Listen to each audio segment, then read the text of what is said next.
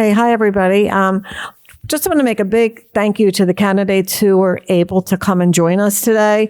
I understand from a good source that many of them are missing because of a certain endorsement that was made last night. And so some of the campaigns had to shift gears. But anyway, we're really grateful for those of you who are here. We're going to change up the format a little bit. We were going to have this move rather quickly. We still will to a point, but the candidates who showed up, you're going to have a little bit more time to talk. So we'd like, yes? Okay, good.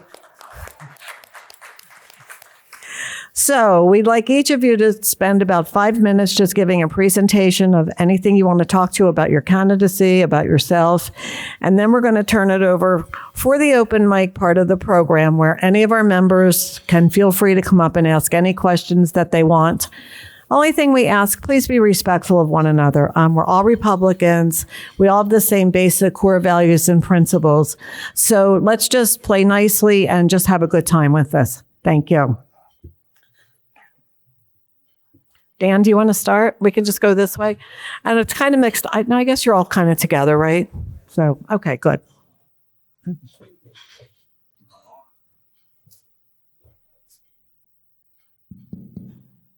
Now we're cooking. All right. Well, my name is Dan Kowal.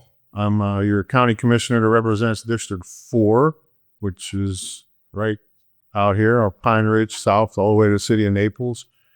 Down past Port Royal, all the way along the coastline, back up to East Naples, the Rattlesnake Hammock Road, all the way up to I-70 or Santa Barbara I-75, 75, the Pine Ridge, and back to the coastline again. So anything south in that corridor is District 4. So I have the luxury of having a incorporated city, which is the city of Naples within my district, which has its own internal government. They have a mayor and their city council.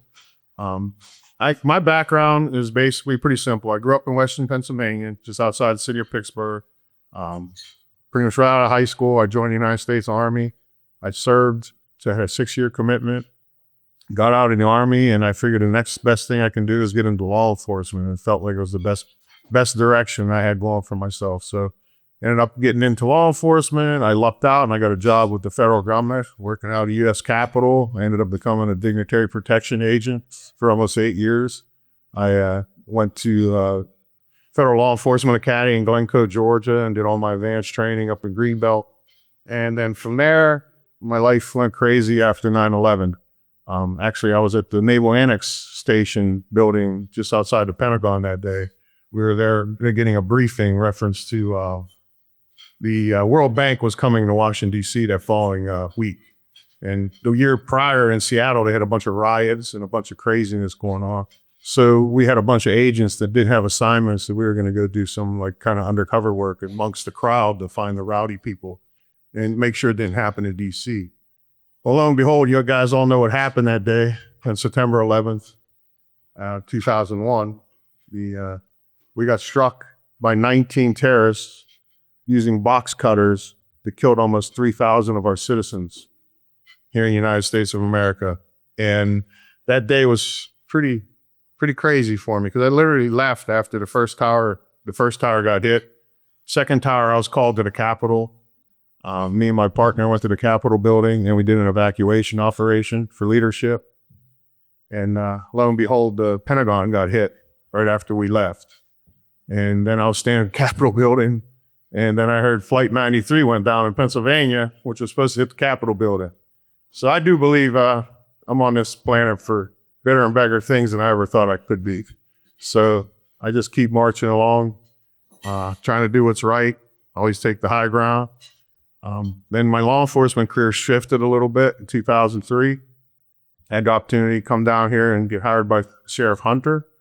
Worked for Sheriff Hunter all the way up until then Sheriff Ramboss took over the agency. I helped start our street crimes unit, our aggressive narcotics team. Did that for almost 10 years and really worked hard cleaning up some of the bad. If you guys been around long enough, you remember the old Kelly Road in the Bayshore area. We had some issues there that we don't have anymore. And that's because from a lot of hard work from the Sheriff's Department and the good and fine men and women who work there.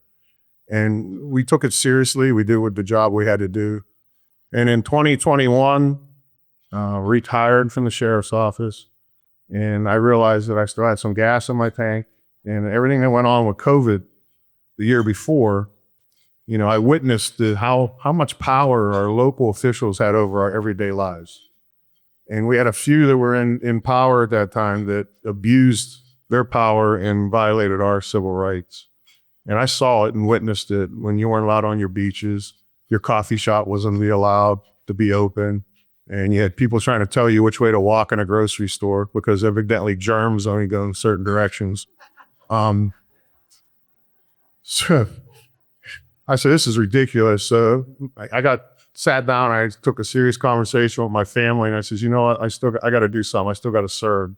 So that's when I ran in at the election in 21 for the 22 election. And my partner sitting next here, he also ran. I think he had some of the same reasons that he felt.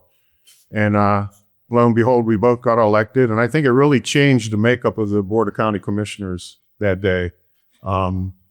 It swung in a different direction than it has traditionally it was working in for the past couple decades. But I think it swung in a good direction. And I think you got probably one of the best boards of county commissioners, the five of us that work together. We don't agree on everything, but a lot of things we do see at the end of the day when we hash it out.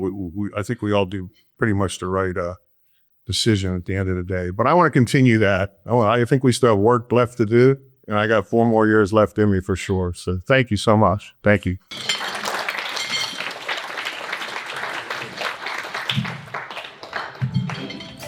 Good afternoon. I'm Chris Hall, proud to serve as your Collier County Commissioner in the District 2. Like Dan, I came here to live happily ever after. And COVID came, common sense left America. When Fauci was king, I thought he was a chump then, and now we're getting to prove that he's a chump there. So I've ran for office, never had done anything like that before, never even dreamed that I would be in office. Was elected overwhelmingly, and in the last 4 years have brought your taxes down. We've limited your property tax increases the last 3 out of the 4 years. Mr. Cole and I got beat last year, and we went millage neutral. Still, it was a pretty good win. Brought to you a medical freedom bill of rights that said that you can do to your body whatever you choose, but nobody will ever make you do anything in Collier County. We made that an ordinance here, and proud to know that we're living by that. It's Freedom Town, USA, and we intend to keep it that way. I realized that as a public official, as an elected official, my job really boiled down to protecting and securing the God-given rights that you have. And with that focus, you know, every decision that we make, we try to do it with that in mind. 2 founding principles that got me elected, there's a guy like me now. I've got a 90-year-old father. And the last thing he said to me when I left home from high school to go to college, he said, son, never spend more than you make and always treat people like you want to be treated, and life will go well with you. So I've always followed that. It's hard to say that without tearing up because I still got my 90-year-old dad. He's here in Naples. But anyway, I'm so thankful that one night, about 2 months ago at 1:08 in the morning, Dot woke me up and said, your competition's bowed out of the race for the primary.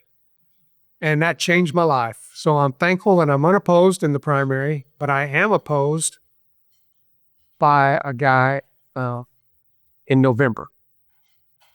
I'm getting the sign from my wife like, don't say it, don't say it. He can say what he's... So I will. But anyway, I'd love your support in November. Look forward to serving another 4 years. And like Dan said, this job's not over, and neither are we.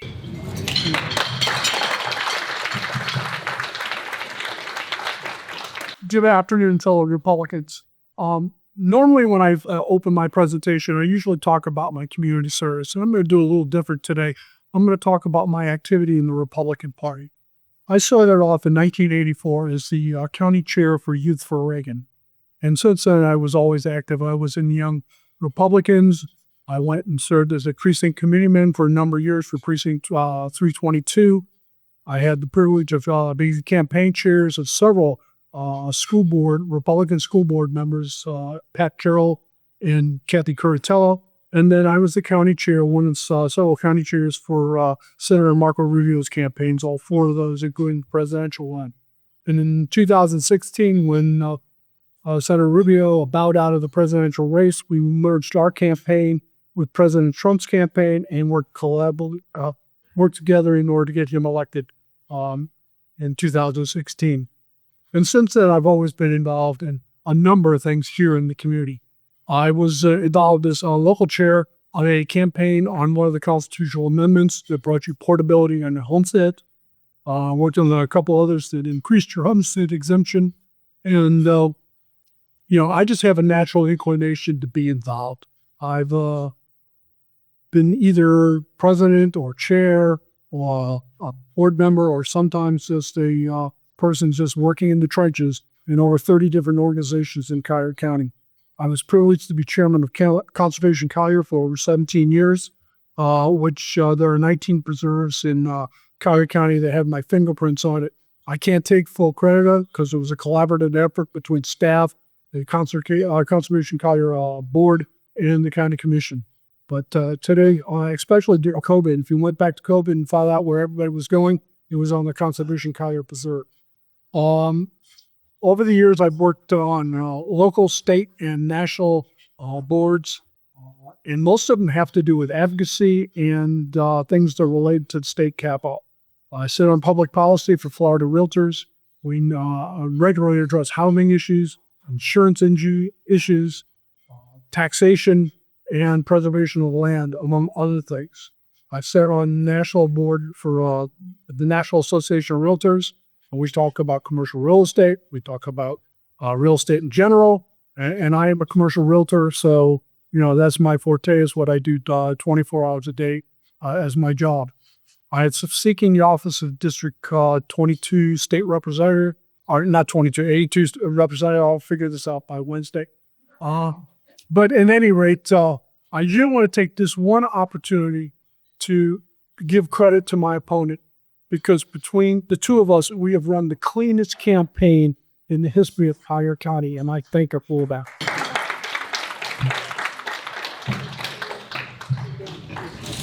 Good afternoon, everyone. My name is Lisa Pretty, and I'm a conservative Republican candidate for District 82. And it's been interesting as I've been around campaigning over the last year. The number of folks that aren't aware of their districts, especially they've been confused about the redistricting with the congressional districts. So District 82 is currently held by Lauren Mello, who's running for the state Senate. And basically, I estimate it's about 80% of Collier County, east of I-75, goes from Everglades City up into Henry County, all the way to Lake Okeechobee.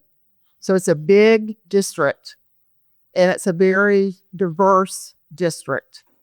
There's a lot of agriculture, but yet I have the areas in Naples that have a lot of businesses, a lot of the development, a lot of the growth that's going on. I'm a native of Collier County. I'm a third-generation Floridian. I'm also a third-generation cattle rancher. I'm a small business person. Our ranch is out in Immokalee. That's where I grew up. That's where I raised my family. And we're very proud to be able to produce some of the food for America. So I do have a background in agriculture, but that's not everything that I've always done in my career.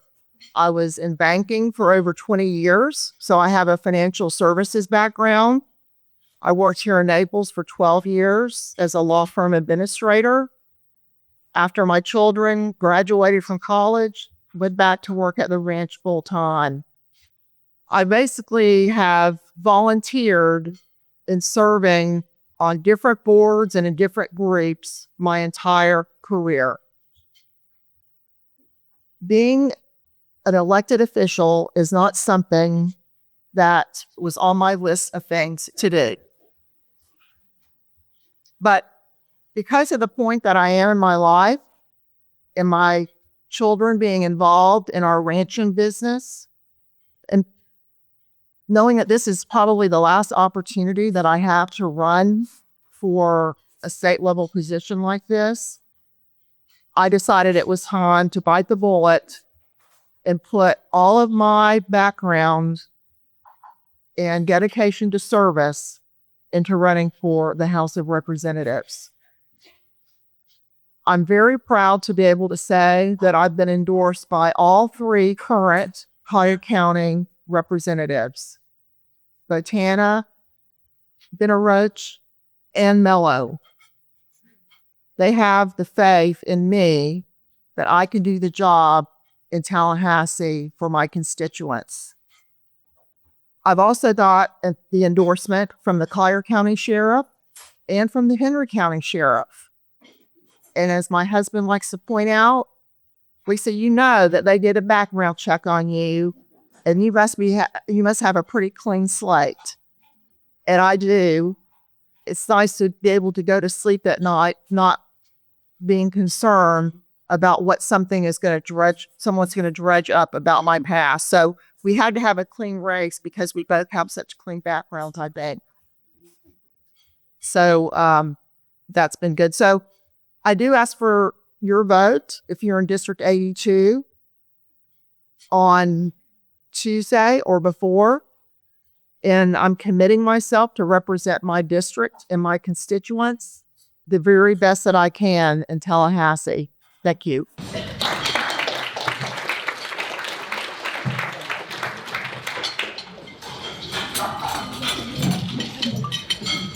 Good afternoon, everybody. I'm John Strand, Patriot for Congress. Now, you may wonder what that actually means. Basically, it means I'm the guy that actually wants to get the government out of your life and out of your wallet. And truly, the federal government at this point has undoubtedly become an evil and tyrannical dragon that needs to be slain.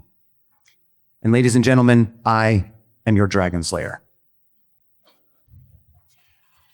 So I'm running to restore courage, common sense, and Judeo-Christian values back into the government so that we can finally end the fraud, waste, and abuse that is bankrupting this nation both morally and financially, and deliver what Americans and what Southwest Florida actually needs: security, affordability, and accountability. Now, I think by now most people probably know me as the J6 hostage guy that went to prison on principle, so that hopefully you don't have to. And yes, it is true that I'm the creative director for America's Frontline Doctors and goldcare.com, that I fought back against the insanity of COVID lies and lockdowns from the very beginning. And I have never stopped ever since, that I have lived here in Naples for 4+ years, fighting those battles for our freedom and for our family values. But I actually want to talk about elections. And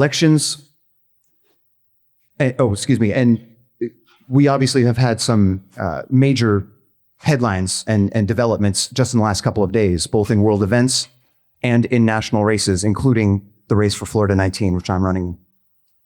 But I want to step back and look at the big picture and talk about the war. No, I do not mean it wrong. I mean the war for the heart and soul of America. The last best hope on earth to protect and defend Western civilization and human flourishing. So let's talk about elections. Elections are about choices, right? They're about priorities. I've been saying on the campaign trail that the war for America is waged at the primary election level. If voters just show up in November, they've already lost. That's more true now than ever.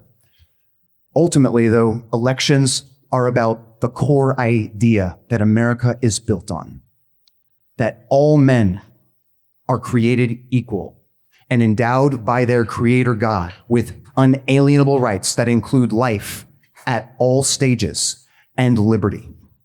Liberty is the freedom for us to choose and decide who our representatives will be in a government that is supposed to be of, by, and for the people. So in this election, you can choose to believe the new narrative that this election in Florida 19 has already been decided for you. You can choose to believe that the candidate has been selected by DC money and big money interests, whether that be the local flavor or the Illinois flavor. Or you can choose to believe that you are an American and you are a Southwest Floridian, Florida man, Florida woman, and we will not have DC or anyone else dictate our choices for our representatives. You can choose to believe that it is time to vote for change to the status quo. You can believe that it is time to vote for courage in our elected representatives that fight for the Constitution and believe it was built on biblical values. And on August 18, you can choose to vote John Strand, patriot, for Congress. Because I will never stand down and never sell out in the fight to defend your faith, your family, your freedom, and your culture. Because this republic belongs to you, we the people, not Muhammad and not the DC swamp. So get out there and vote. Tell your friends and family this election matters. Every election matters, but this one is very important.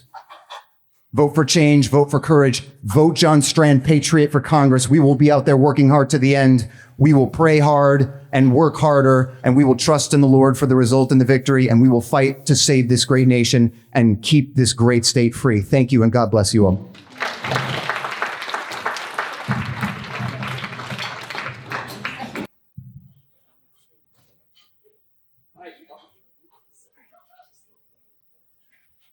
How's that? There we go. Mic check. My name is Mike Pedersen. Run for Congress, District 19. Thank you all for being here today. As a retired Marine, I look at around a room like this that's full of conservative Republicans, and it warms my heart. I know exactly what I'm getting myself involved with. I am a true Floridian. I'm combat tested, community proven, Florida rooted. I didn't need to do this. I was in a great spot in life after serving 20 years in the Marine Corps, long-time sales career covering Collier County, Lee County, and coaching high school wrestling. Heck, a year and a half ago, I was surrounded by 25 dogs every morning at the Tiki Tails Dog Daycare Center and motorhome trips. Life doesn't get any better than that.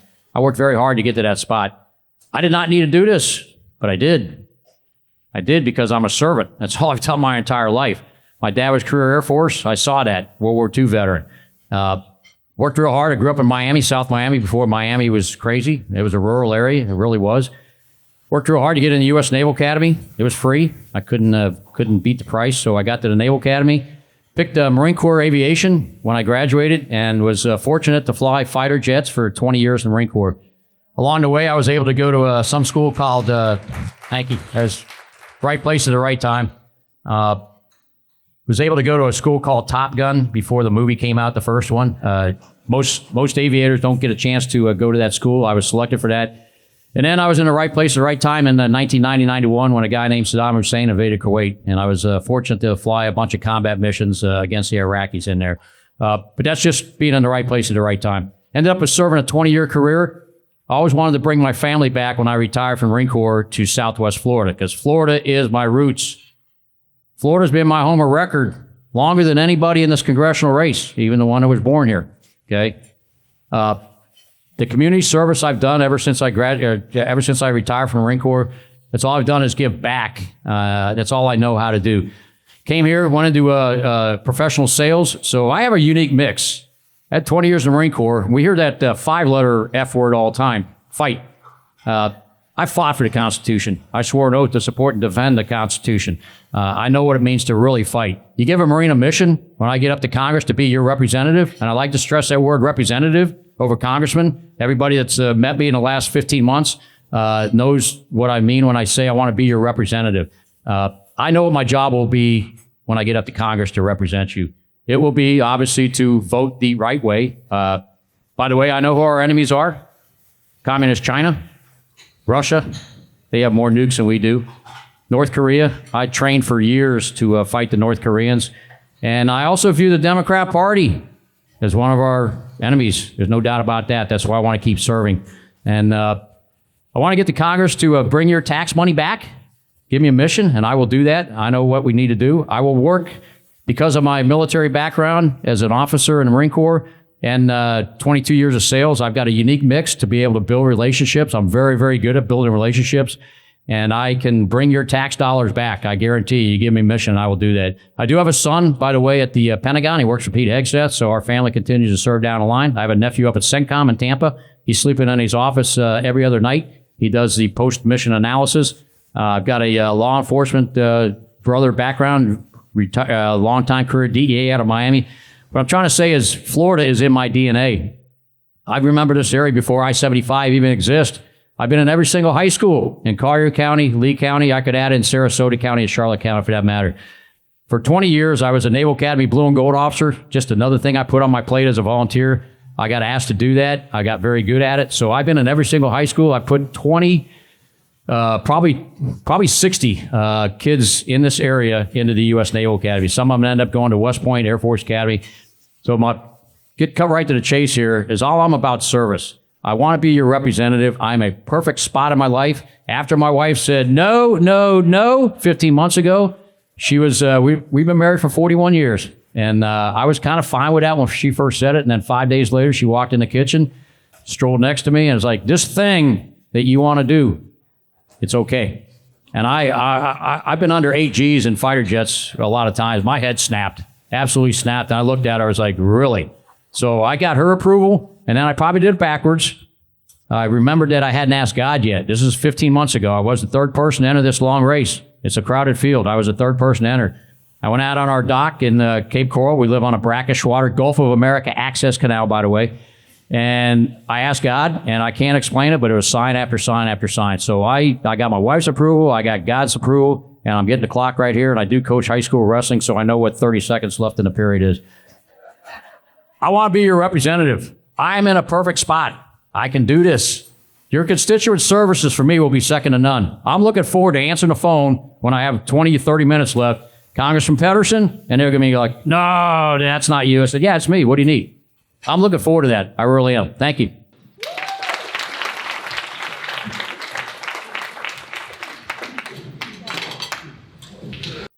All right, my name is Tim Mosier.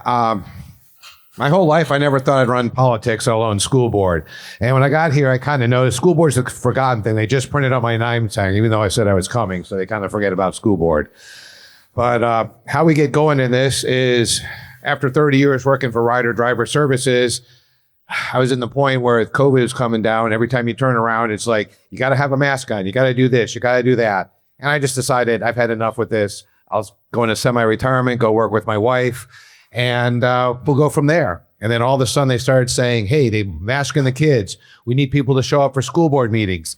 And I have 3 daughters. I never even been to a school board meeting before. So I'm like, well, let me go see what it's like. So February 21, I went to my first school board meeting.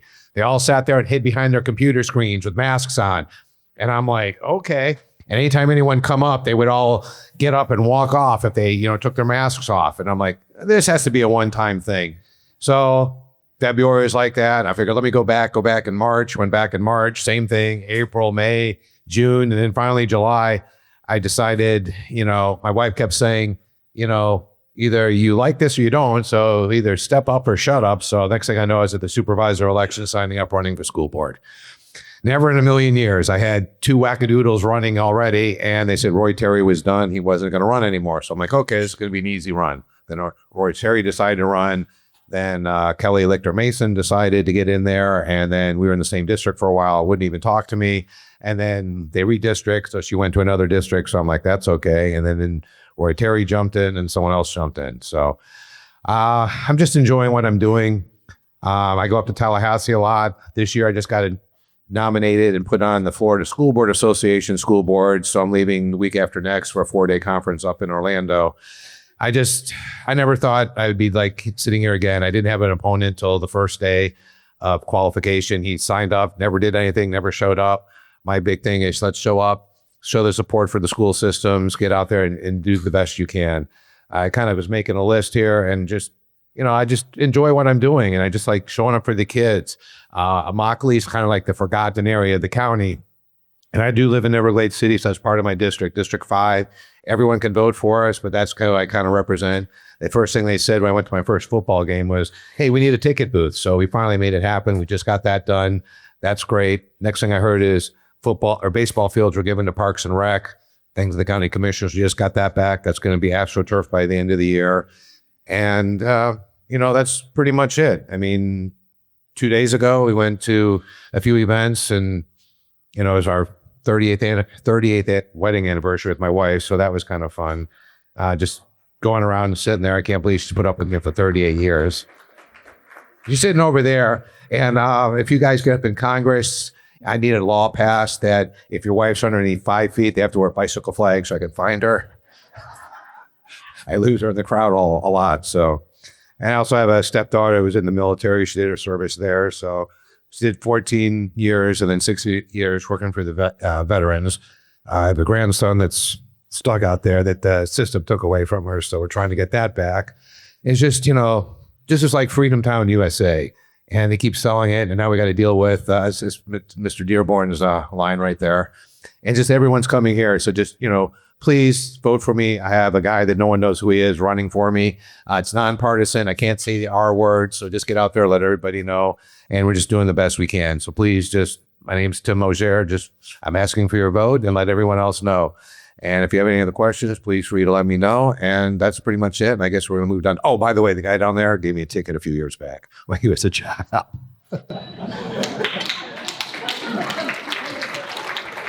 just thought that was fun.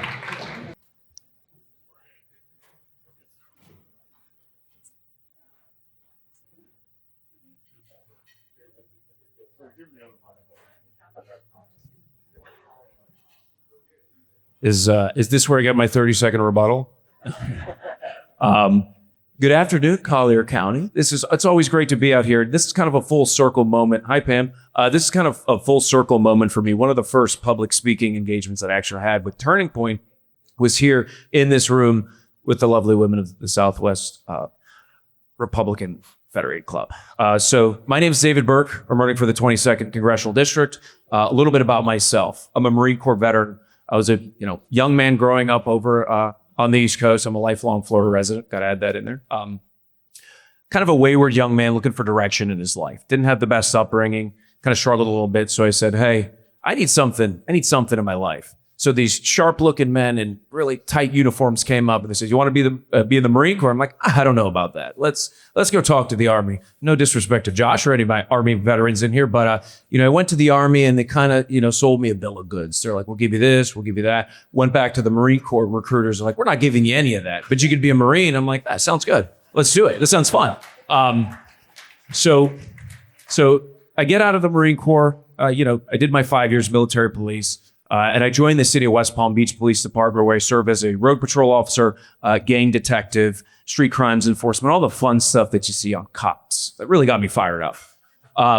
But in the summer of 2020, I saw something that everybody in here, whether you remember it or not, or care to remember, the summer of love. You saw the riots, you saw the craziness that was happening. And the question was, is this chaos for chaos sake, or is this something deeper? It was a deeper seated and a deep rooted rejection of everything that we know and we love and that we hold dear.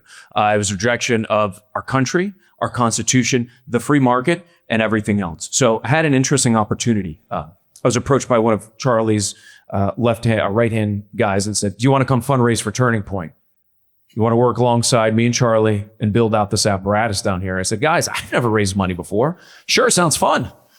Let's do it." So I worked alongside Charlie Kirk in the trenches, fighting for what's right, fighting for what's true, and fighting what we know to be near and dear to our hearts. I'm a servant. My pitch is simple. I'm a servant. I do believe that it runs through individuals' veins that get up here and they say, going into the lion's den of politics. The idea of politics itself, as we see from the flyers and the commercials, are terrible. But what is exceptional and is what is fantastic are the foundational beliefs that this country was founded on, that our rights come from God and not from government. And government is not, in fact, the arbiter of those rights, but the defender of those rights. And DC largely has overstepped those boundaries. We saw it with COVID. What's next? You're seeing a lot of commentary about woke one and all of these candidates that are repositioning themselves. Woke 1 insinuates that there's a woke 2, that there's going to be iterations. There's going to be an iterative step to this process, whether it's abolishing the Senate, abolishing the presidency. They're reforming, they're reformatting, they're repackaging to make their message palatable for disenfranchised young people and for people who just honestly hate this country. And the stakes are that in this race. They say District 22 is a safe Republican seat. There's nothing safe. There's absolutely nothing safe. Our rights aren't even safe. So when the DCCC looks at District 22 as a target seat, and I'm not talking ill about any opponents, especially that they're not here, but some of them with the internal polling that shows a virtual tie. Ladies and gentlemen, this is not going to be a turnout, an election about policy. This is going to be an election about personality. And what personality and what message is going to land with the people, move the needle, and get them excited to get out to vote. So as we've been going through this district, not that I need any reminder as to why I'm doing this. I love this country. I love everything she represents. I have a beautiful 16-month-old son and a beautiful wife who sacrificed so much throughout this process. But meeting the people in Clewiston, meeting the people in LaBelle, meeting the people all across this great district that's rather large, and reminding these are everyday salt of the earth Americans, as is everyone in this room, and they just want representation in DC, and they want service. That's all they want. And it's crazy when you have to say, hey, look, I'm going to push policy that puts American citizens first. And it's insane that we have to say that. It's insane that we have to remind constituents that, oh yeah, you're elected by the people, you work for the people. So that's my pitch. My pitch is simple. I'm not doing this because I need this. I'm not doing this because I want this. I'm doing this because I truly believe we are at an existential turning point, no pun intended, in this country. And that we need youth, we need energy, we need excitement, we need vigor, and we need tenacity. And more, you'd be surprised the amount of times that I've been told, you're doing great, step out. You're doing great, maybe next time. No. Because if I can't fight for myself, how can I fight for this country? I'm David Burke, running for District 22. David Burke, notthechef.com. Thank you.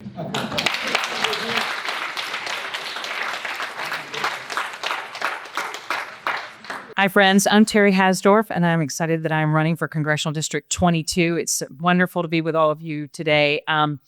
People ask me, what is your why? Why are you running? Well, it goes back to when I was in high school. I was asked to be one of 40 student leaders to travel to 7 different cities across the Soviet Union. And I saw firsthand what communism and socialism do to people. And the poverty and the hopelessness and the oppression that I witnessed had such a profound effect on me that when my plane landed after 3 long weeks at John F. Kennedy Airport, I literally got down on my hands and knees and kissed the ground. I was so grateful for this country and what it stands for, and that I was an American. So all these years later, when I see the Democratic Socialists of America taking hold, when I see candidates being elected left and right, 36% of Democrats are now DSA-endorsed candidates. That's really terrifying. Socialism is the transition into communism, and it's on our doorstep. And it's not a time to shirk back. It's a time to lean in. I wrote a book called Running into the Fire, and I am personally doing that right now because I want to stand for what this country is all about. I want to stand up for you. I want to be the person who will represent you in Congress because I know how to get things done there. I'm a pro-life, pro-Second Amendment, America First candidate. I have experience working on Capitol Hill that my opponents do not. I'm the only candidate in this race who has actually ever had time as a congressional staffer. My first job in Washington was working under Speaker Newt Gingrich. Newt Gingrich brought my boss and I in to bring business-minded reforms to the U.S. House of Representatives. The first thing we did was we conducted an independent audit. Second, we looked for ways to drain the swamp, to cut out waste, fraud, and abuse. And we looked for unnecessary functions that we could outsource. We held an auction on the front steps of a warehouse that was storing old furniture that was broken down and didn't even get any use anymore. And they were charging about $250,000 a year for the rental of this warehouse. We immediately auctioned off all the furniture and saved the taxpayers $250,000 a year just with that one step alone. We put reforms in place that have saved the taxpayers over $5.5 billion to date. So you could say I've been draining swamps before swamp draining was cool. I want to do more of it. I love the idea that Doge has been a great start, but I think we need to do a lot more. And that's what I'm excited about hitting the ground running to do when I get to DC. I'm proud to have been endorsed by Father Frank Pavone with Priests for Life, Moms for America Action, FLC Action, Major General Bob Dees, Glenn Story, who is the founder and CEO of Patriot Mobile, Stand for Health Freedom, which is the MAHA agenda, and Women for gun rights. I'll talk for a second about what is at stake with this election. The DCCC has targeted this seat. And when you think about the scrutiny that a candidate is going to be under going into the general election, it is going to be very high. So I would just encourage you to really think about the baggage that any of my opponents may have that could be used against them going into a general. This county is used to having a very safe seat that you don't have to think about it after the primary. That's not the case right now. You have an opponent on the Democratic side who will be digging up anything they can find to throw at whoever is put forward. I can tell you my record is clean. I have spent my time in Congress working to understand the legislative process, the appropriations process, what it takes to move a bill into law. And I want to put those skills to work for this district, for the hardworking families of FL 22. I'm a ready now candidate. I don't need an apprenticeship. I don't need on-the-job training. So I ask you to think about, as you go into this election cycle, what is it that matters most? Is it someone who has the ability to buy a race? Or is it someone who has the training, the experience, and who cares about this country? From the beginning of what I've been doing in my career, I have put people first. I believe that we are in a time right now where our biblical values are being tested.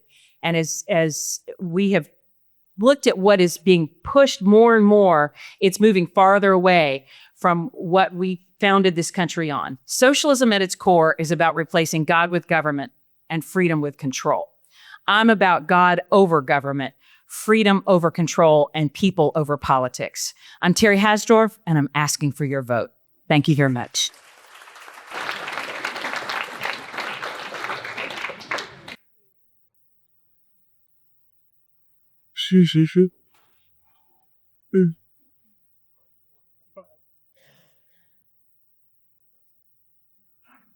Okay, I understand we have two more candidates in the audience. I'm sorry that we missed you first time around.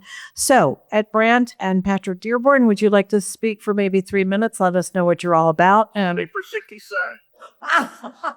okay, go for it. Steel board, two things you light, a light on reporter, air conditioning, getting people. Air conditioning is great. Okay.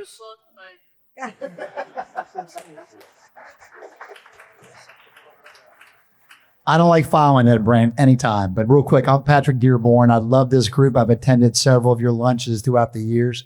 God bless you, powerful ladies, for doing what you're doing. I am running again for re-election for Fire Commissioner Greater Naples, but that's not till November 3rd. Right now, we got a big thing coming up on the 18th. God bless all these people for putting their cells and their names on the line. And man, Freedom Town, USA, let's go.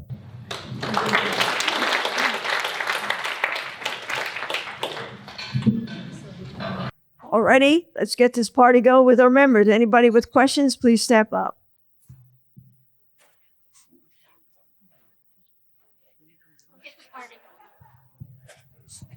Okay, my question is for Tim, and it's kind of a statement, so I'm having trouble phrasing it exactly. But would you agree that on our primary ballot on Tuesday, or if you vote before then, that your race is probably the most important one on there, since your opponent is not a Republican and not a conservative? And who knows? Anyway, I know you're not allowed to talk about that, but I would. So my question is, would you agree your race is the most important one, and you're the most important person that we need to vote for on Tuesday? Absolutely. I mean, the most prized possession everyone has is their children. We need to educate them, learn what they're doing. I mean, I'm totally transparent. You see me out there. I'm in the community. I try to do everything. I must have had 100 people tell me, who's this guy running against you? I can't find anything about him. I mean, he signed up in January. I talked to him. I go, why are you running? He goes, teachers pay. We need to take care of him, benefits, all that. I go, we already got that taken care of. We did I think it's 11, 10, and a 12% raise for the teachers. So we're just trying our best, and we're just trying to get everybody out there. It's just, I don't understand why he did it. And then he shows up the first day, and still I got people asking him, why are you running? And he's just, everything he says on his little handwritten thing, it's like, we've already accomplished all that. And that's pretty much it. And it's just like, I just appreciate your vote. And I mean, kids are, I don't know, I have fun with my kids. I have more fun with my grandkids. I sugar them up and send them back to my daughters, and they get a little upset. But, you know, my mom did that to me, so I figured I'd just pass it on to my daughters. So, you know, it's fun. And then we also got into phonics to help them teach learning to read, which is great. And we also got into cursive writing, getting that back into. I think part of the reason we did that is you can't read the Constitution if you don't know how to read cursive. So they were trying to take that away from us. So now we're getting that back in there. So it's great. And just basic change, just basics, back to basics. And that's all I'm trying to get everything to do. And that's it. And I just wanted to make one comment directed towards all you candidates. Every one of you inspired me to vote for you. I wish I had more than one vote. Thank you for being here.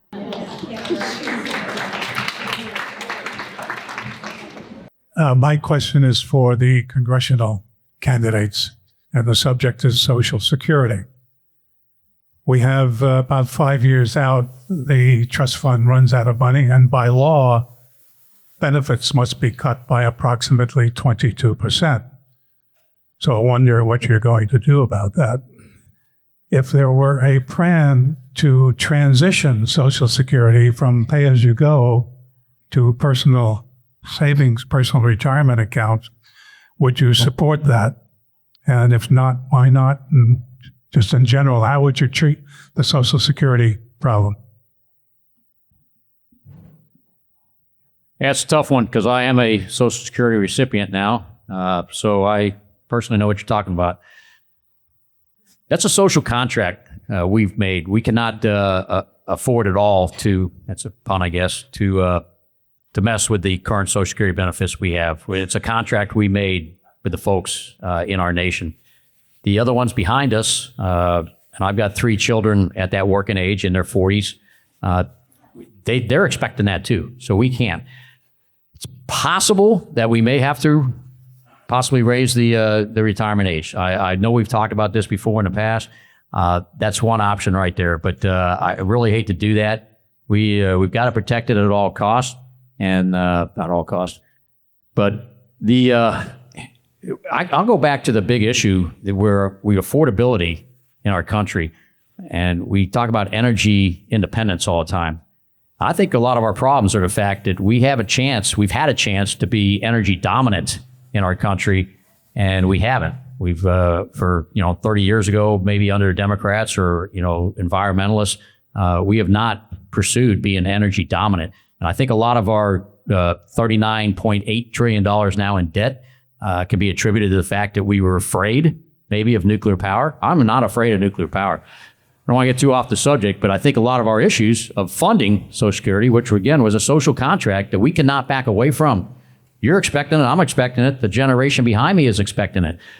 So privatizing, no, I'm not for that. I think there's too much risk there. I think the government made a promise, and we've got to keep that promise going. So I think a lot of the affordability issue, if we could get that under control and $39.8 trillion now in debt, then funding Social Security should not be an issue down the road.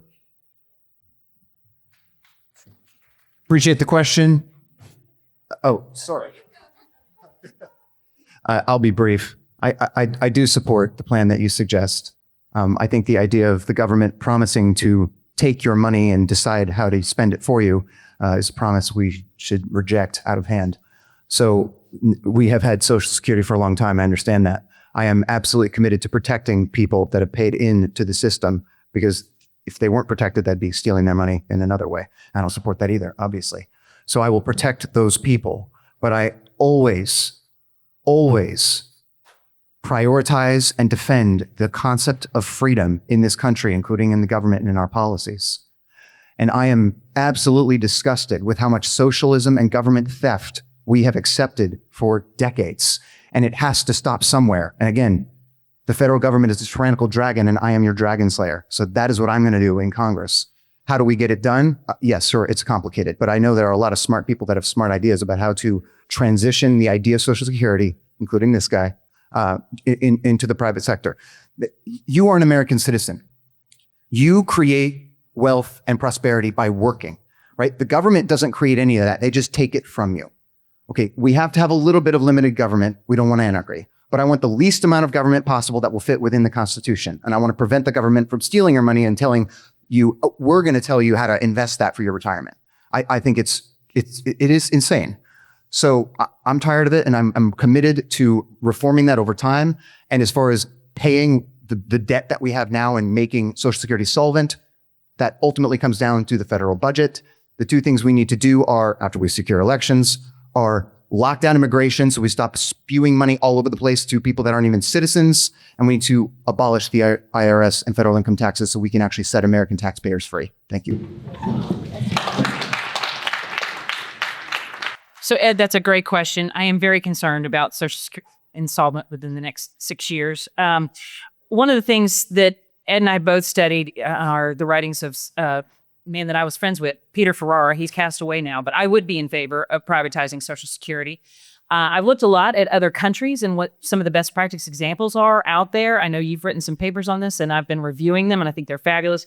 Australia has a very strong retirement system. Their citizens are in great shape with what they do with retirement. I think we should look at countries like that, create a Social Security reform working group, which is what I look forward to doing when I'm elected to Congress. Ed will be asked to contribute to some of that.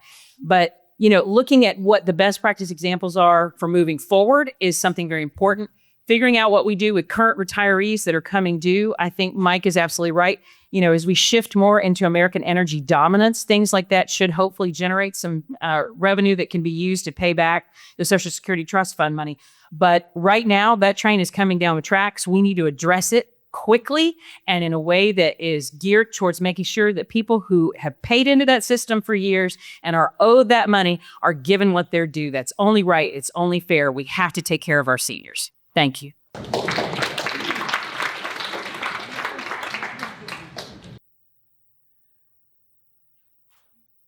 Yeah, so I think that's a two-pronged approach. I mean, the acute solution would be to utilize artificial intelligence.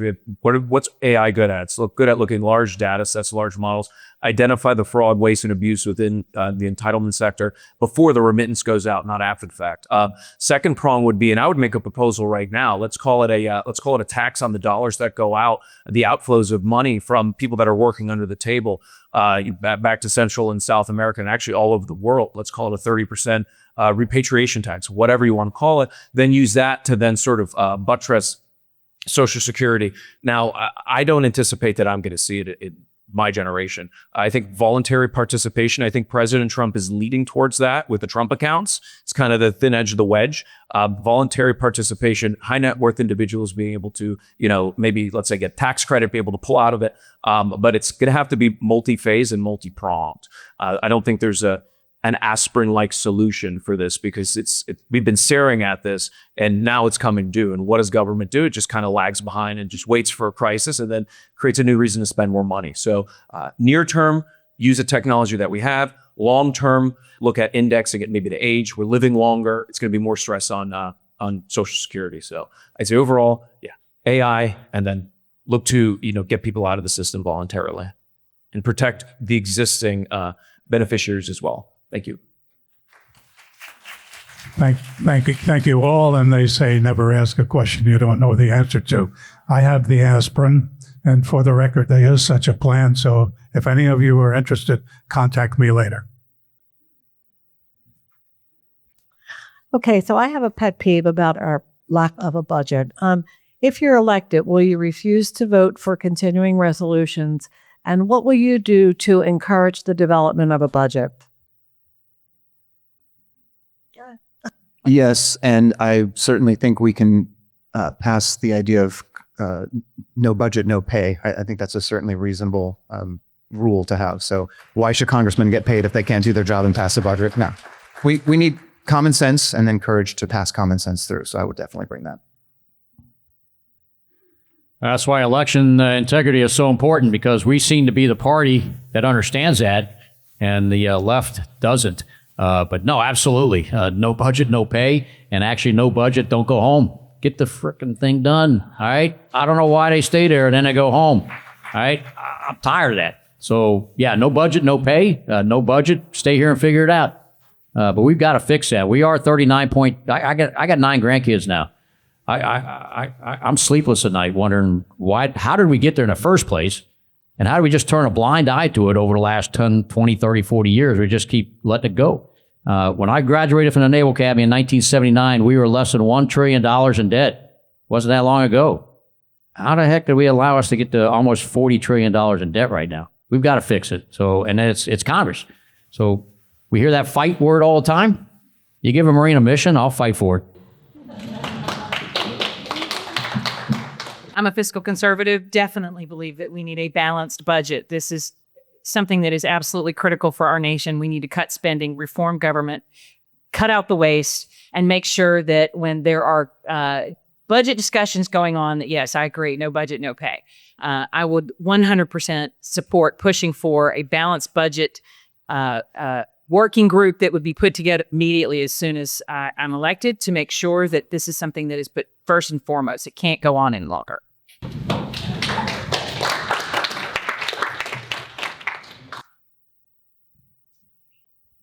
Let's second the sentiment. I mean, no more continuing resolutions. If you don't get the budget passed, you don't get paid, you can't go on vacation. Once I say it's service and sacrifice both start with an S, and they are part and parcel to each other. We really need sort of line item spending bills, right? No more omnibus spending bills. You can't do that. There's too much pork. You look at something that you cut specifically, look at the GSA. I mean, there's so much vacant real estate the government holds and services. And if you would look at the finances of it, you say, okay, well, each project is running in millions of dollars of deferred maintenance that will eventually need to be serviced. So trim the fat, huge push on the balanced budget. I mean, it's essential. And I don't want to say that the deficit spending it's a feature, not a bug. I pray that there are some well-intentioned people up there that are actually genuinely realize a fiscal cliff that we're running off of. But I mean, that's what I'm going to fight for. That is existential. Inflation's up 30% from 2020, and those numbers are going to keep going up, largely attributed to government spending. Why are we sending so much? Thank you all for agreeing to stay there, forgo your vacation, stop your fundraising and all your other activities till you do a budget. Again, I'd like to thank them for coming, that we take the effort to come here to listen to you speak, and the effort that these women have done to put this together. It's too bad that the other candidates don't realize that also. I've only been a resident of Florida full-time for 6 years. I did go to school at Berry University and was a head nurse for a few times. My family's been down here since 1960s on the East Coast. I saw the problem with the water back then. We have the Everglades here. We also have, and there's someone I know personally that wants to talk about from Bonita Springs all the way down, somehow to get together, nuclear power plant, desalinization, so that we can do this whole area so that we have water. We cannot be draining the Everglades. It is vital for us to have somebody in Washington, D.C. that is willing to support us and the overgrowth that's actually happening down here. So I'm really looking for candidates that are going to go to Washington, stand up for us, and know how to get bills done to support our water here. Thank you.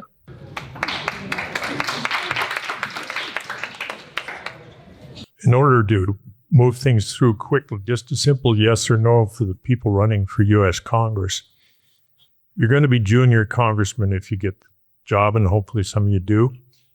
Would you vote for or against forcing the U.S. legislative body in Washington to go on the same Medicare and Social Security system the rest of us are on? Yes or no? Simple. Thumbs up or thumbs down? Yes, ma'am. Yes. Okay, we're going to hold you to that. If elected, we know that what the question was, would you support putting Congress on the same Social Security and Medicare system that the rest of us are on? Oh, yeah. Okay, so that's good to know. Thank you. Hi. This is for our county commissioners. Amendment 3, if it passes, Collier County stands to lose a little money. What plans do you have? I don't know if you can answer because of sunshine law. So if you can, what plans would you have to make up that deficit?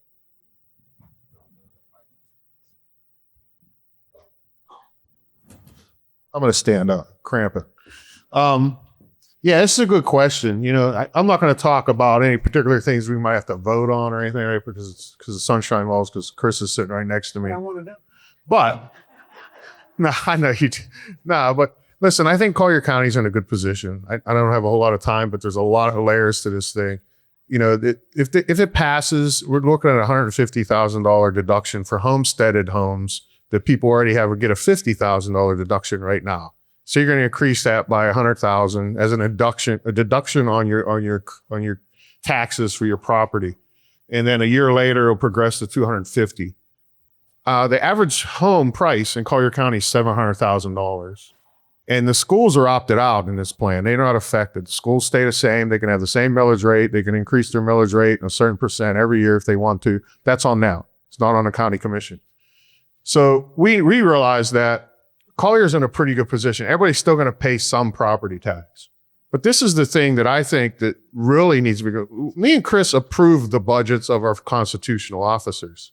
You know, the sheriff comes in, he's the largest one single check we write every year that comes out of property taxes. I think last year was $277 million. This year he's asking for $288. So we approve the budgets that the constitutional office bring to us. But you know, we have our own internal budget. We spend on infrastructure, things like that, but we collect the impact fee. We collected $90 million on impact fees last year. That's what we use towards those type of projects, new projects. But the constitutionals have to understand when they bring a budget to us now, we might not just be so quick to sign that check because they're going to have to start cutting also. Maybe you don't need, everybody needs new patrol cars every year. Maybe you don't, you know, drive that thing for 100,000 miles. My first patrol car had 80,000 miles on it. I was so happy I wasn't hot seating it. You know, it's like a hot seat a car. The one guy gets out, you get right in, drive it the rest of the night. You know, you never have a cold seat to sit in. But I was happy, man. I was like 80. I put another 100 and some thousand miles on that car until it finally got traded in. So, you know, sometimes these younger generations want the newest and coolest things. But it's going to take all of us to work together and get through that. But I think we're good to go. So that's all I can really say about that. Thank you, Dan. So, answer the question is Collier County is going to be well taken care of. We're not going to lose any EMS. We're not going to lose any fire. We're not going to lose any public services. We collect a lot of money in this county. And as a result of lowering our taxes 3 years ago, we are in the third year of a third party coming in to really look at our efficiencies, the way we do things, our redundancies to reduce all of that.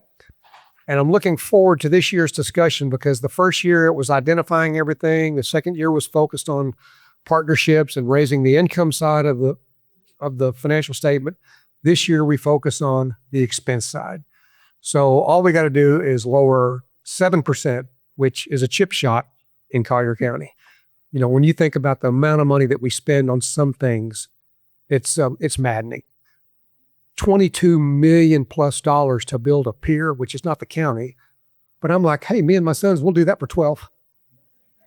I mean, it's just things like that it's far and above over the amount of money that it could be. And we could start by cutting the clerk's office.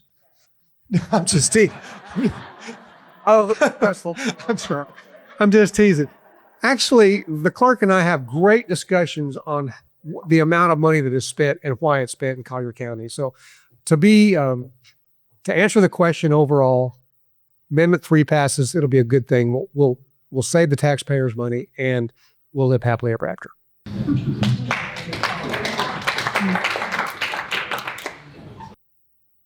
Hi. My question is mostly for the CD19 and CD22 candidates, but I think it applies to everybody. For the most part, I've been to a lot of these forums, and for the most part, every candidate agrees on what the issues are. We all know what the issues are. We all know what needs to happen. I grew up in Connecticut. I've lived in New York. I've lived in the suburbs of Atlanta. I'm used to voting for the best candidate of a bad lot. And we have a really good lot of candidates here.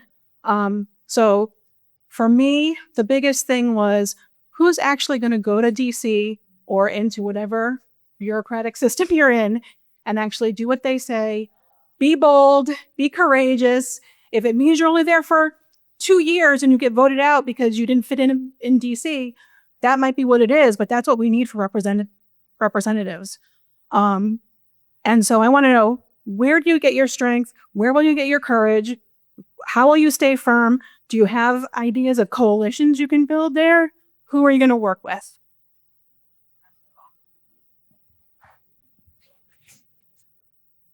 Great question.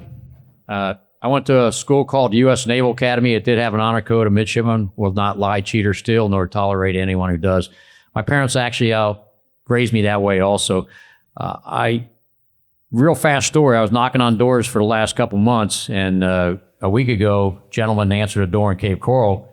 And before I had a chance to give out my little spiel, hey, Mike Pedersen, I learned to say the word Republican first. I learned that over about a week. Mike Pedersen, Republican, running for Congress. Before I had a chance to go out a spiel, he looked at my hat, he looked at my shirt, and he said, I just voted for you 15 minutes ago. And I was taken aback. I was like, we've never met. How did you make that decision? He said, well, I did my research. I know there's 10 of you guys in the race and gals, and I did a little fast research on you guys, and you're the one I could trust.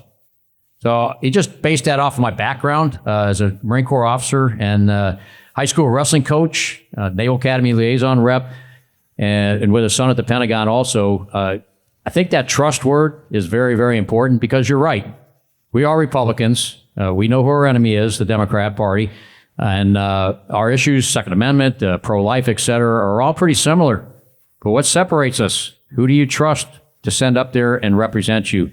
And I'll just put a pitch in for me. I think I can do that job, and I think I can earn your trust. I know I've earned the trust of the people that I've coached. Thank you. So as I mentioned, I'm the creative director of America's Frontline Doctors and pivoted from my career in the arts, working as an actor and spokesman and writer, to defend civil rights in my own neighborhood and now here in Florida with Frontline Doctors. But along that journey, of course, I was arrested, assaulted, thrown in prison wrongfully, charged with a 20-year felony. And interestingly, I've never heard of such a disparity, but I was offered a single misdemeanor plea deal. It's basically a get-out-of-jail-free card. My entire world, friends, family, pastors, mother and father, all told me to take that deal. And I refused because there is simply never a right time to do the wrong thing. And I don't just say that, I've proven it. So that is the core of who I am. It was in a prison cell writing a book about this experience when I felt the call of God to step forward and run for public office, which was not on my to-do list. But if you're asking the question, and it's a very important one, what drives you and how are you going to have confidence in someone that they're going to get to Washington where the pressure is high? That's my response to that question. And just in 10 seconds, I can't tell you how many people have come to me over this campaign, including just recently, saying, you're a great guy, you've got all the right things, but it's not the right time. You should do this or that, or join forces with that, or I've had all kinds of offers. Not interested in that. I'm interested in doing the right thing because it's the right thing. And our president, John Adams, said, duty is ours, results are God's. I believe that, and I'm fighting for that. Thank you. So I really appreciate the question. My faith guides everything that I do. I prayed about getting into this race. When I go to Washington, that's what will continue to keep me strong. You asked about coalitions and what groups I'll be a part of. Well, I've already worked on the Hill for 6 years. So I know the pro-life caucus. I know the leaders of a lot of the major conservative groups. I know the chair of the House Freedom Caucus. His wife is a personal friend. There are a lot of Christians in Washington, believe it or not. There are some really strong conservative, great people there. They just need more support because it's a numbers game. If you're outnumbered and you're constantly battling against things that you just don't have enough support from your constituent base and from the people that are, in Washington supporting you, it's very hard to get things done. So I can tell you, I already know where the landmines are, know where the good folks are, and who to partner with and stay close to get things done. That's what I'm looking forward to do for this district. Thank you. two major issues are affordability. We got one more. Forgot about me. Happiness is fake filler. Yeah, I think sunlight is the greatest disinfectant. Really being engaged with your constituency, having open dialogues, open town halls. That's what keeps accountability up, sort of for your constituent services. Legislative accountability looks like surrounding yourselves with like-minded Republicans that are going to move the legislative agenda further right. We're shifting that Overton window more conservative, right? We're keeping that fight going. And then personally, I think it's at the end of the day, it's your faith, understanding and knowing, hey, I'm leaving South Florida to go to DC. All right. Anyone's been at DC recently? No, that place is terrible. I was walking through there a few weeks ago. I was like, wow, am I sure I want to do this? This place is not it. It just has an energy to it. So I'm not into making friends up there. You probably don't have any friends in general. Coalition building amongst Republicans is key. Once again, to push that legislation right. And if I'm there for 2 years, but I actually get things done to serve the people, I'm happy with it. I did my part, but I want to keep obviously pushing the needle. And I do agree in term limits. So thank you. Two major issues that are being discussed is affordability and healthcare cost. Healthcare cost today is 18% of our GDP. I'm hearing more from the Democrats, Medicare for all. Are you all looking at your health policy? I'm not hearing details about our position.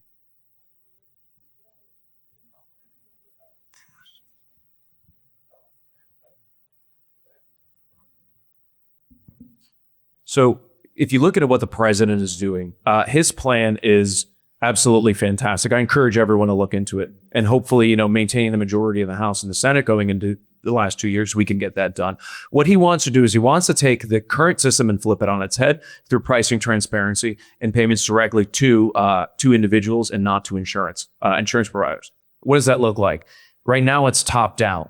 Right? It's just insurance providers is monolith. It's empowering individuals to make the decisions. You shouldn't know the price of an x-ray or of a mattress before you know the price of an x-ray. Opening competition up will ultimately drive prices down. We do have the behemoth of the Unaffordable Care Act. We have to work within those confines. I'd love to see it abolished, but we're going to push for that too. But with what the president's doing, I'm 100% on board with pushing that agenda forward. I encourage everyone to look into it.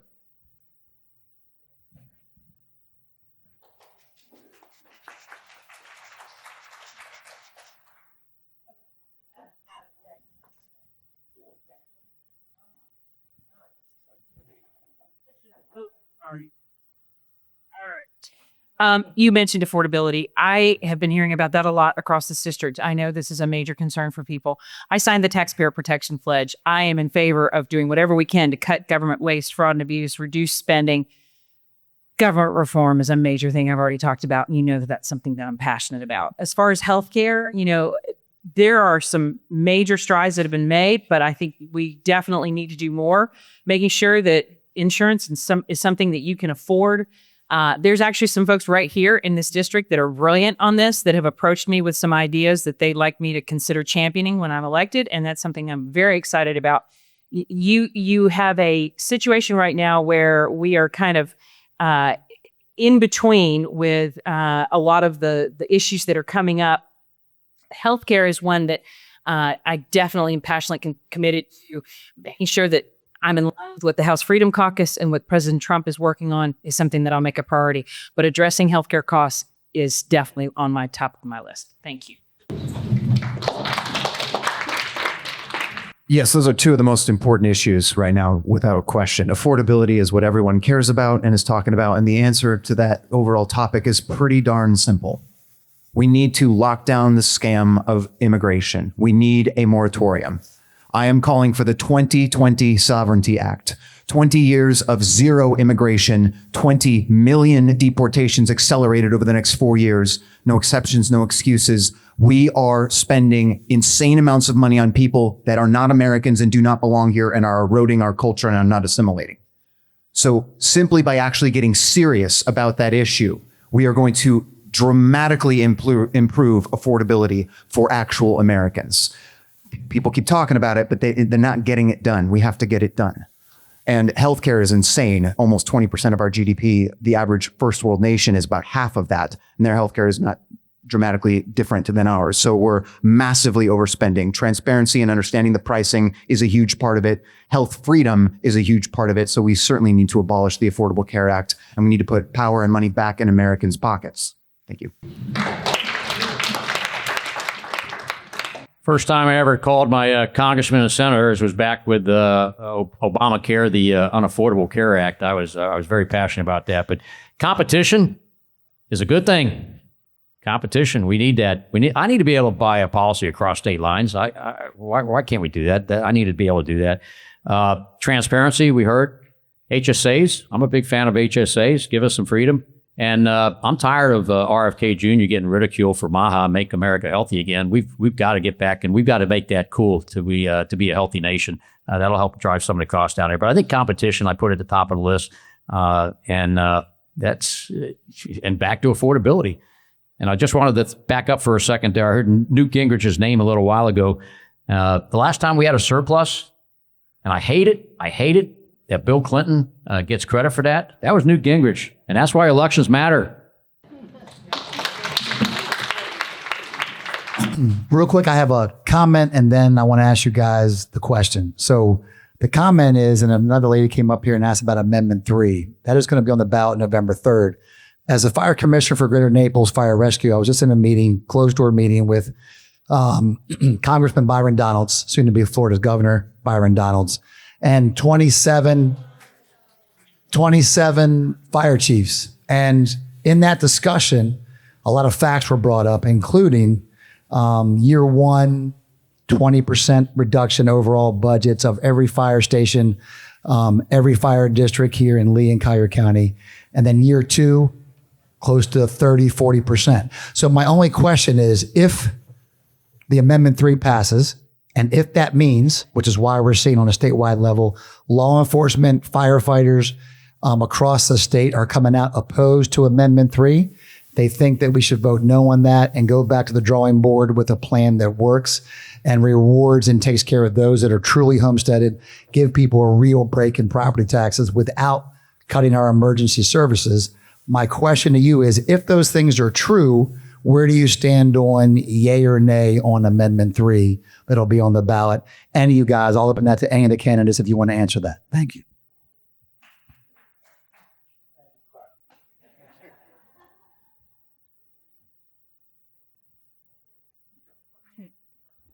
All right, send the Marine in first. I went back and forth on this. I really did initially. Being someone that had the house paid off and paying property taxes most of my life, I initially was like in the 60-40, and I think it was 60-40 when this first came out. We always talk about reducing our taxes, right? And all of a sudden we have an opportunity to do it. And I think it was 60-40, my gut, of folks that were afforded. Maybe it was too big of a chunk from 50 to 150 and then a 250. Maybe we should have throttled back a little bit to have an aviation turn there. Maybe it should have been 50 to 100. But now I kind of feel like it's split. I was just endorsed by the Cape Coral Police, Fraternal Order of Police. Very, very prestigious organization. I coached boxing with the Cape Coral Police Department when I first got here. A lot of good friends in law enforcement. And I heard their pitch just about 2 weeks ago on the doom and gloom if this passes. I still think that our elected officials can find a way to cover these things. We have a chance right now to actually finally do what we always wanted to do as homeowners, to reduce our taxes. So I go back and forth on it. I think we just took too big of a chunk, and I have a feeling we'll know in November, right? We are going to know in November, one way or the other. Maybe it's 60-40 now. It's probably swung back to some of the voters saying, I heard the doom and gloom, and maybe we can't do that big of a chunk. So if it doesn't pass, I think it'll probably be back on the on a burner, maybe at a smaller bite. All right, and that's kind of what I'm thinking. We've had this discussion a lot with the school board. It's just going to affect the homesteaded. Well, if you drive around, especially Collier County, there's a lot of rental property, a lot of commercial property. So like for all our teachers, it's going to really hit them hard because they're going to have to start raising the property taxes for the people in the rental, so that their rent's going to go up. So there has to be a cap on there somewhere, because an example, I sold a house in Fort Lauderdale 6 years ago. I paid $160,000, sold for $600. Now that house has been sold twice in the last 6 years, and my tax bill went from about $12,000 to almost $30,000. So there has to be a cap on what people pay in their taxes, and just because you sell a house, I don't think it should go up so much. But we have to look at that, and then for seniors, there has to be a cap of what they can pay. It's just ridiculous. I mean, just eliminating it just on homestead, it's just not going to work, because we have a lot more people that are not homesteaded living in this county, or in the county and the state. I support reducing taxes. So. Yeah.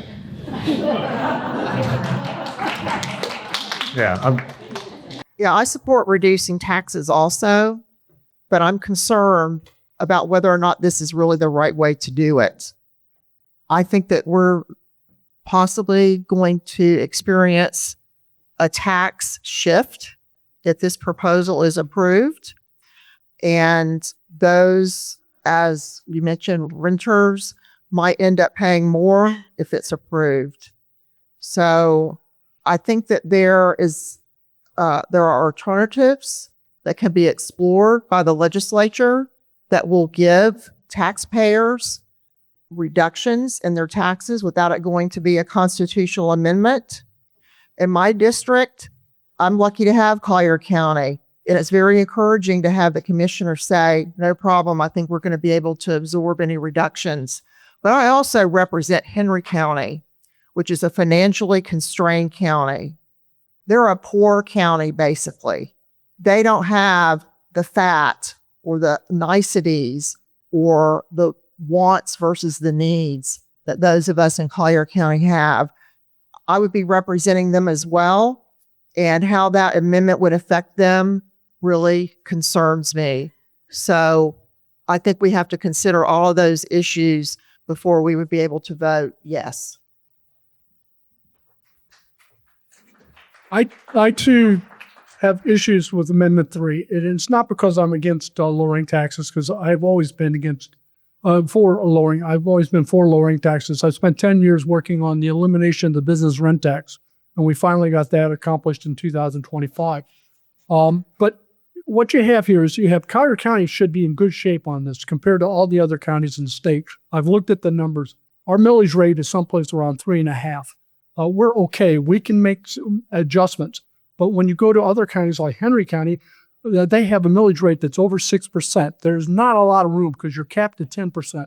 There are 6 or 7 rural counties in northern Florida that either are going to have to consolidate, or they're just going to have to get rid of wholesale services for their county because they're not going to be able to do it. Their valuations of their properties are under the cap rate. And so they're going to get no adjustment on that whatsoever.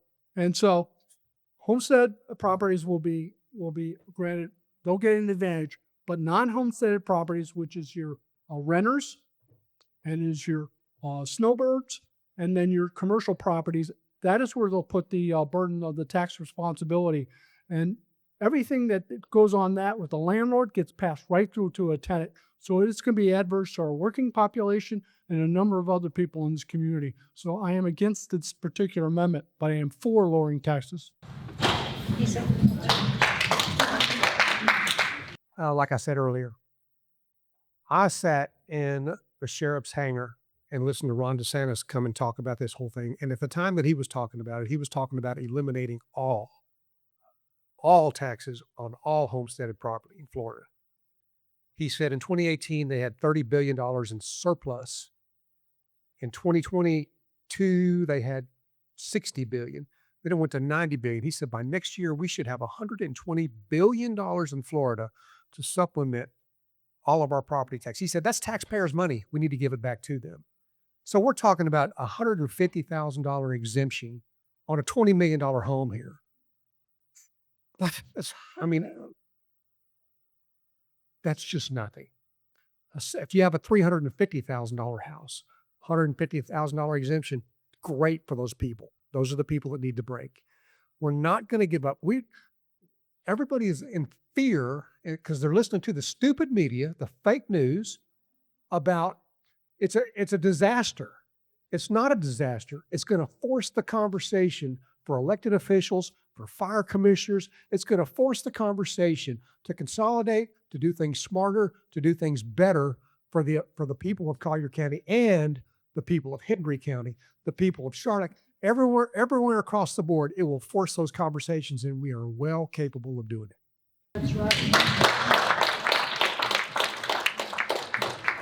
Yeah, me and my good friend, we kind of disagree on the voting part of it.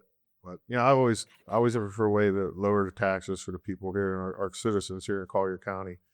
But along the lines of what some other people have been talking about here, you got to understand the county government is itself that levies our millage rate on property tax, and we do that every year. And we somehow every September we balance our budget and move across the finish line by the last night of September before October 1 hits. But there's going to be a lot of growing pains with this, and like Chris was saying, the governor was talking about a lot of this money, and a lot of the money that is in excess is because Florida, we've always been moving in a direction where our property values go up every year. We gained $5.8 billion just in property value in Collier County last year on existing properties, and we had another, I think, $8 billion increase in new property that's added to the tax rolls. So it's going to come down to, and we've had this conversation before with the fire. People have to understand the fire districts set their own millage rate. We don't do their budget. It doesn't come from the property tax we collect. But in the state said when it went through the legislation, they took the schools out of the scenario and protected the schools, but they didn't look at the individual fire districts that have to raise their own money, buy their own equipment. They don't get nothing from the county in any subsistence from what we collect. So they're on their own out there. So you're going to see some consolidation. And like I said, for some of these little counties out here that have commercial paper that has a sewage treatment plant that's going to be built 2 years down the road, you may see some of these banks pulling them loans back because they're going to see no horizon to pay the money back. And then the state's going to have to spend that surplus to bail them out because when they flush their toilet, they want it to work. So it's reality, but it's not going to be easy, but I think that's why elections are important. You elect the people to do it and still balance your budget and lower your taxes. The problem is these other counties haven't been doing it. They waste their money. Okay. So it is what it is. I'm sorry. Thank We you. can go on for hours on this. I know. You really just briefly touched on the issue of illegal immigration. And it seems like it's gotten not much attention today, but its consequences are so far-reaching, whether it's economic, public safety, eventually it'll probably affect election integrity. All right. And so unlike gender issues and NIL money for college athletes, immigration is an enumerated power by the Constitution given to our federal government. And so my question is, one, would you be in favor of sanctioning sanctuary cities, since basically it's an illegal act, it's unconstitutional, sanctuary cities? And two, are you willing to bring to Washington the message that the American taxpayer has no financial responsibility for illegal immigrants? Can we try to do 2 minutes, candidates, if you're going to speak? 1 minute? Yeah. Yeah. Yeah, what are your thoughts, okay? Good. Oh. Yeah, this question is for me.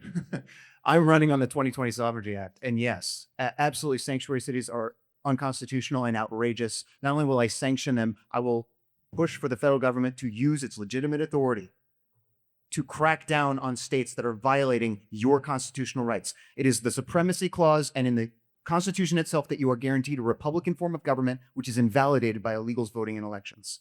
So zero tolerance for violating your rights, zero tolerance for illegal aliens in this country. They all need to be deported. And I will work to make it happen, and it will solve basically every issue we're talking about right now, certainly affordability. But the other thing that's very important, 10 seconds here. We are losing our country because we're losing our culture. And it is being eroded by an invasion of foreigners that do not share our values. Islam is a real conquering threat that's going to kill your children if we don't deal with it. I will fight against it. And I have the legal and moral argument to explain to the whole country why Islam is not acceptable or compatible in this nation. We're going to deal with this, and we're going to fight to save and protect our nation. Amen. Again, I'll go back to why elections and party unity is so important. I haven't been to Europe either. Our borders are, right? Kamala Harris. A wide open border for 4 years. That's why elections do matter. We need party unity to beat, and which I told us at the very beginning, one of my enemies is on my list is the Democrat Party. I greatly disdain the Democrat Party, but the wide open border is killing us. Absolutely. My wife was not a citizen when we got married 41 years ago. I saw her go through the process. There was a process. There's a right way to do it. She was nervous about passing the oral test, the written test. She knew more about our history than probably half the country at the time that she got sworn in. There is a right way to do it. Yes. Thank you. Harsh penalties. Sanctuary cities. First time I heard that word, I was like, what are you talking about? Are we in the United States of America? How do you have a sanctuary city? And how does the federal government allow that to happen? We got to stop that. That's ridiculous. We will. Federal government, every power they have to stop sanctuary cities, whether it's a financial punishment, I don't care. We got to figure it out. All right? They got to be punished for that. Send them all back. So this is a country that was founded with immigrants, legal immigrants. And we need to make sure that the illegal immigrants that are here are sent home. So I agree 100%. I think that's a very solid stance that you've put forward. Sanctioning sanctuary cities, making sure that we are not under Sharia law. Sharia law is a form of government. It is not a religion. And I will stand very strongly against that. You look at what's happened in the UK, and this could easily happen here. So thank you. I applaud you for the question, and I agree completely.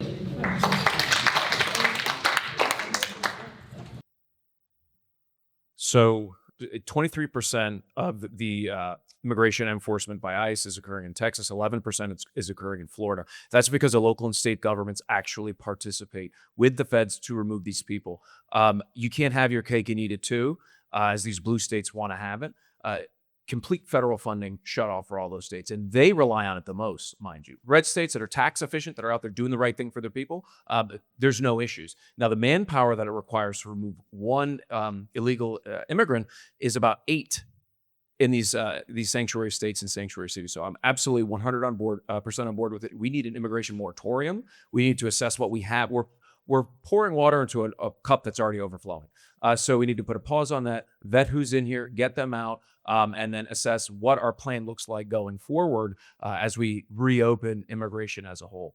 20 million people coming across the border from wherever, it's unacceptable. We can't do it, but yes.